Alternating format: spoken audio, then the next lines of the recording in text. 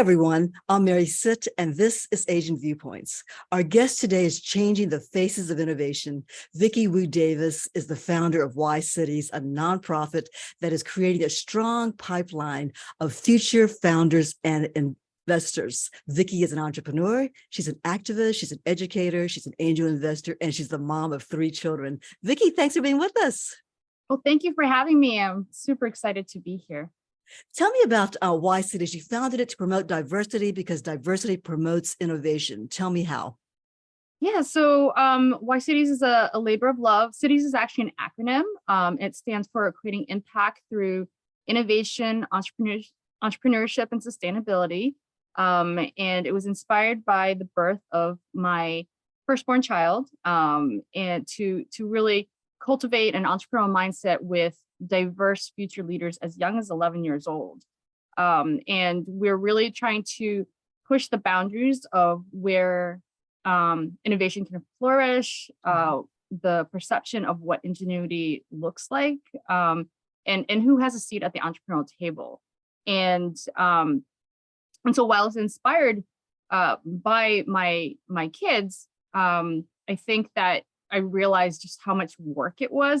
Oh my goodness, if I'm going to do this for well, 1 kid at the time and now 3, but if I'm going to do that for my own children, I might as well try to, do it for as many kids as we can, right? Mm-hmm. And so we have a set of we have curriculum, we have tool sets, and a bunch of a very robust network that supports, what we like to call lived experience entrepreneurship and innovation. Vicky, you believe that everyone should view life through an entrepreneurial lens, right? No matter what career path you're on or what you're doing. And why do you believe that?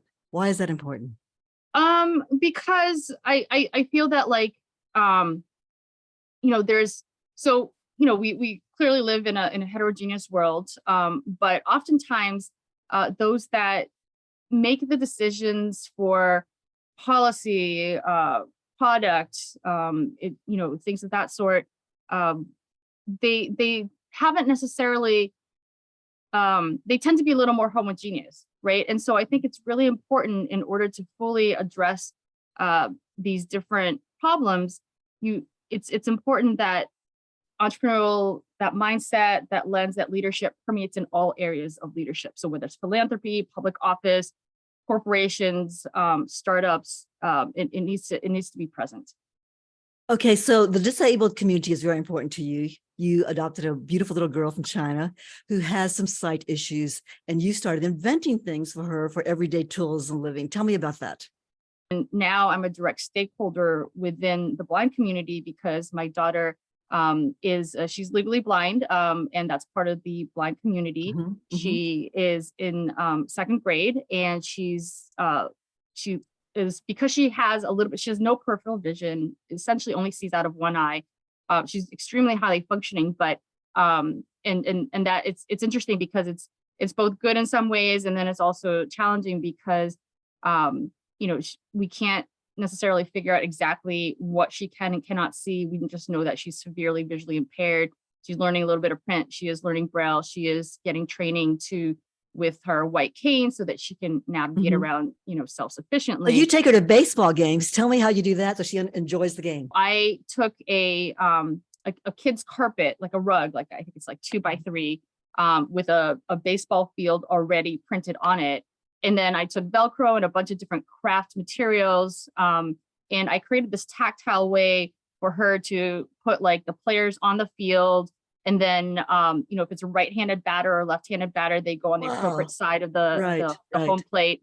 And we keep track of balls versus strikes. And then when, if a ball is hit, where does it go? And we track the players and what they do around, along the bases. And so what started off as something very boring for her because she didn't know what was going on to I narrate the game to her and we unvelcro and move the pieces around. And she's like, wow, this is so fast paced and this is so exciting. And she's like, I never knew how exciting it could be to go watch a game. And you also have a way of helping her play the piano too. Yeah. So, combination of using, you know, a lot of store-bought materials. I'm not the most artistic, right? So I buy little bits and pieces and I repurpose them, you know, for our purposes. And so I'll do anything from buying, you know, 1-inch round magnets, using little whiteboard tape for the musical staff, and placing them on the whiteboard at a kind of a much bigger and spaced out, and I'll pick the colors too. And there'll be contrasting colors. I also have a rollout kind of like plug-in keyboard that is also color coded. So I color code the magnets of, like, say the, you know, do re mi, or, you know, red, yellow, orange, or something like that. I don't remember offhand. And then I'll match the corresponding notes of what she should play with that color magnet. But I put on the musical staff so she has a sense of like how music is written. Right. And then, you know, sometimes I'll, you know, if it's a longer piece and the whiteboard is, you know, it's hard to flip pages, I'll take pictures of it and then use the iPad, right? And then she can still zoom more if she needs to, and then she can swipe to get to the next page. And so that's how she. Vicky, you're an inventor anyway, and you're an entrepreneur. So you come up with these creative ideas of how to make it work for your daughter. Are any of these marketable ideas? You think you could, you know, reproduce this for other people who have children with the same needs? Right now, I'm just toying around with things of like what works for her, and kind of keeping like a little inventory of different solutions to different problems. But I'm also, as an angel investor, I do look out for different innovators and startups that are addressing needs and pain points that, you know, that are not met right now. And so I use that part of it to also kind of, you know, spark movement there. And I also am part of, I sit as an advisor for Perkins School for the Blind has a new innovation center. So I'm an advisor there. So it's just like, eventually I will, but, you know, entrepreneurship isn't, you know, or the type of entrepreneurship that I'm interested in is sort of like what's scalable, what's sustainable, versus a sort of like a one-hit wonder or small kind of like kiosk type, you know, approach. You know, again, different strokes for different folks, but my interest in trying to find the one that has the most amount of impact, that really, you know, takes into consideration like things that I enjoy doing and that I have the skill set to do, and has the greatest amount of impact. But you know, Vicky, people may be listening to this interview going, wow, I need to meet someone like her. You know, someone, you mentioned you're an angel investor. How do we increase the access to resources and expertise like yours so people can learn more about this entrepreneurship and leadership?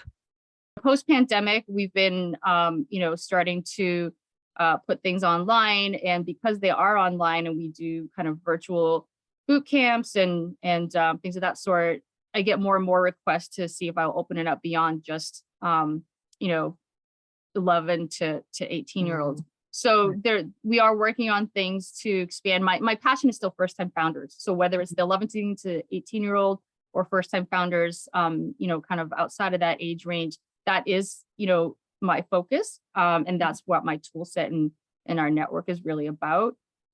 So, you know, anyone can always reach out to me, and you know, we can continue to connect. I can see you doing weekend webinars, you know, for kids. Yeah.